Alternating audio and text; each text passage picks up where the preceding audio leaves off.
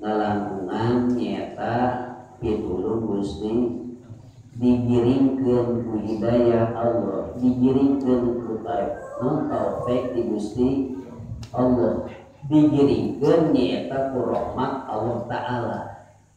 Lamun urang teu aya rahmat, lamun urang teu aya taufik, lamun urang teu digiringkeun ku pertulungan Gusti Allah moal sari dieu patempatan.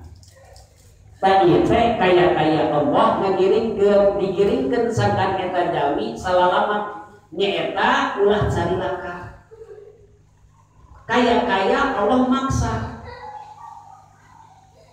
Sanaos Allah terangan karena segala rupi perkara tapi Allah nyaho.